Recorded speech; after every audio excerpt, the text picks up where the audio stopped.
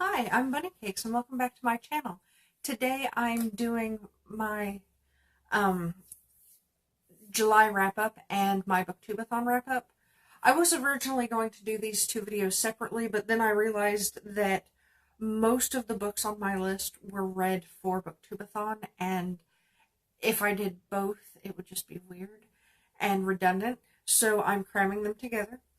Um, so the first book that I finished in July, and I say finished rather than read because if you watch my last wrap up, I mentioned this book as well because I'd started reading it, was Mr. Mercedes by Stephen King. Also, since I don't have these books with me, since they were all library books and have been returned since then, I will put them like right here, edited in, or over here. It depends on what I'm feeling like. Anyway, so Mr. Mercedes is a really good book. It is coming out as a TV show soon. Let me check when that is. It will be on at 8 p.m. on August 9th. I want to say on Spike TV. I can't swear to it. I think that might be the channel The Mist is coming on. But still, August 9th, it will be coming out as a TV series. And it follows a private detective named Bill Hodges, who ends up tracking down a serial killer, or not a serial killer, a thrill killer named, who goes by the moniker Mr. Mercedes. And it is a really, really interesting and amazing book. I will say that there are some sexual abuse and parental abuse trigger warnings for this book. That I wish I would have known about before I started reading the book. But it's quick and short, and I feel like you can probably skip over the really bad parts and not lose anything from the book. But yeah, it's really amazing, and it's not really like any of Stephen King's other work. Generally, he tends to do books that have some sort of magic or paranormal involved in them, and this book doesn't have any of that. It almost reads more like a Dean Koontz book than it does a Stephen King book, but that's definitely not an insult because I love both authors. Um, but yeah, it's really good, and I will have a full review for that book on my channel at some point. The second book I read was another by Stephen King. It was Finders Keepers, which is the next book in the Mr. Mercedes series. And this book, it was a little confusing at first because the series is called the Bill Hodges series, and until fairly deep into the book, you don't have any like real solid connection to the first book other than like it takes place in the same town, and one of the main character's parent or father was in the event that was the main event for Mr. Mercedes. Um, but eventually Bill comes in, and even if they had never brought Bill Hodges in, it would have been an amazing book. I loved it. It kind of has some throwbacks to like a misery type book where it involves a super fan of an author. Um, there's murder and mayhem and confusion, and it's a really good book. The next book I read was also Stephen King. It was called Doctor Sleep. This is a sequel to The Shining, and one of the things I loved about it was that despite it being a sequel, he made it to where it's not necessary to go back and read The Shining to follow through reading this book, because most of the connections he calls back on to the original book in the series, he explains well enough that you don't have to worry about, oh, well, I read that 10 years ago, I better read it again. Or I've never read that, and The Shining is like a 1,200-page book, whereas Doctor Sleep is, I think, under 600. I think it's right around 5, might be 4. But it's really good. It follows Danny Torrance as an adult, and you see how the Shining affects his adult life. He's an alcoholic, and because of The Shining and the terrible things that he went through, and he almost seems to be on a similar path to his father. There's some twists and turns that you don't expect. There's one towards the very end that left me in tears. And I thought it was a really sweet way to wrap up the story. There's also some vampire-like monsters in it that are really cool. And the main thing is that Danny is trying to protect a little girl who also has the Shining, who's being tracked by these monsters. And it's a really sweet book. Again, not a sweet book, it's a really great book, and it has some sweet points in it. There will be a review for it on my channel later. The fourth book I read, and this is where we're getting into the books I read for Booktube-a-thon, was The Underground Railroad by Colson Whitehead. Oh my god, that book is amazing. It's a historical fiction. The main character is a slave named Cora who escapes. And in this book, they reimagined the Underground Railroad to be almost primarily an actual set of railroads that are actually underground. And it's so cool. The story is deep, and you get to understand some of the slave culture that, especially as a white person, I would never have really been able to understand, and I may never be able to understand beyond what this book gave me. But it's such a good story, and I think that this book will probably be taught in schools in the future if it's not already, and it should be being taught now. It's amazing. It's one of the best books of this year. The next book I read was, and for Booktube-a-thon, the challenge that I used this for was read a book about somebody who's completely different than you, and also my copy had a person on the cover. And I read it in 24 hours. The next book I read, though, was Illuminae, which is a sci-fi young adult, which was amazing.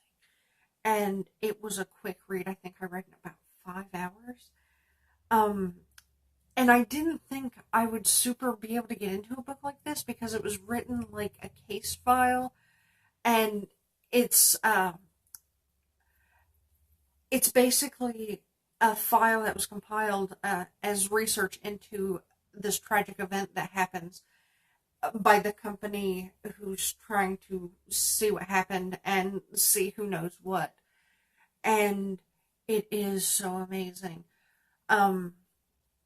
It's mostly about this girl and her boyfriend who are on this planet that gets attacked and basically nearly destroyed, and they find themselves survivors on these two spaceships, it starts out as 3 spaceships that are trying to get to safety, and it takes a really long time, and then the AI on the main ship that's supposed to protect everybody goes haywire, and there's a love story to it, and there's tragedy, and the way it's written, you wouldn't think that you could dive into it as much as you do, but you get sucked in, and it's amazing. And on top of that, a lot of the pages are done artistically and stylized, and so at times you definitely feel like you're reading a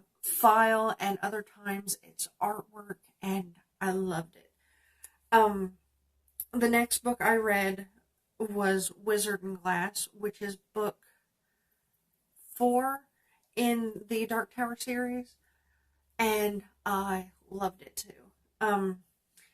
As I've said before, the Dark Tower series is a Western / Lord of the Rings type story. It's like epic fantasy, and there's Western aspects to it, and it connects to our world and all of Stephen King's worlds, and it's really super awesome, and it's filled with artwork. And I've been trying to read through the series because the movie is coming out on August 4th, which is tomorrow, and amazing read. Then the next book is yet another one by Stephen King. It was a Stephen King heavy book for me. It was a Stephen King heavy month for me in reading. I read The Mist, which is a novella. This was really, really good. I liked it so much better than the movie that came out a few years ago. Um, it's so different, and it's really well done in the novella. I wanted to read this because the Mist TV series came out a few weeks ago, and I wanted to read the book first because the movie was all I ever had exposure to, and I wanted to see if I could kind of hype myself up. At this point, I haven't yet gone back and watched any of the TV series, and I still hear mixed reviews about it, but I really enjoyed the book. The ending was kind of meh, but I still quite liked it. And the last book I read for July and for Booktube-a-thon was Hes Button Box by Stephen King. Um, let's see, that was 1, 2, 3, 4, 5, 6. 6 of the books I read were Stephen King books, so all but 2. Hes Button Box was a nice story, but I found it kind of as disappointing as a Stephen King book.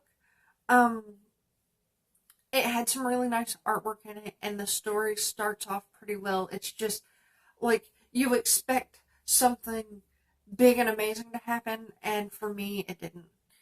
So it was kind of meh. I originally rated it, I think 4 out of 5 stars, but I really feel like after thinking about it, it's more like a 3 out of 5. Anyway, now that I've finished talking about the books, I will wrap up Booktube-a-thon for myself and my viewers. I really, really enjoyed Booktube-a-thon this year. It was my first year participating.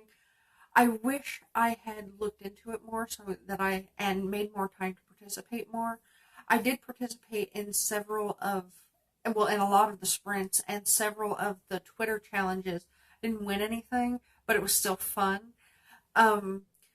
I realized about halfway through the week that people blog their experience or vlog their experience during Booktube-a-thon, and I had no idea. But by the time I found out, I felt kind of weird starting over or starting that late into it. So I decided that I'll wait and do that next year. And I also didn't participate in any of the Instagram or video challenges. There were some of the video challenges that I just felt like I couldn't participate in, and then there were other ones where I was either busy that day or I was lazy that day, and I could have participated, but I didn't feel like it. And I didn't even check out any of the Instagram challenges. I'm not huge on Instagram. I have one, but I don't really do anything with it. As you'll know, if you've ever looked at the links down below to my social media and looked at my Instagram, there's like almost nothing there. But yeah, I really, really enjoyed it, and I'm already looking forward to next year's Booktube-a-thon. I want to say thank you to Era Bassett for creating this readathon, and thank you to all the hosts this year. And also, thank you to everybody who made vlogs and stuff about Booktube-a-thon, because I enjoyed watching them. I loved watching the TBRs and participating in comment sections. It was really super fun, and if you've never participated in a Booktube-a-thon, definitely do your best to participate in next year's Booktube-a-thon. And just participate in readathons in general. They are super fun. But that's all I have for you today. My Booktube-a-thon and July wrap-up is finished. Please check out my social media link down below, and I will also have some affiliate links for all of the books I've mentioned down below on Amazon. And keep reading.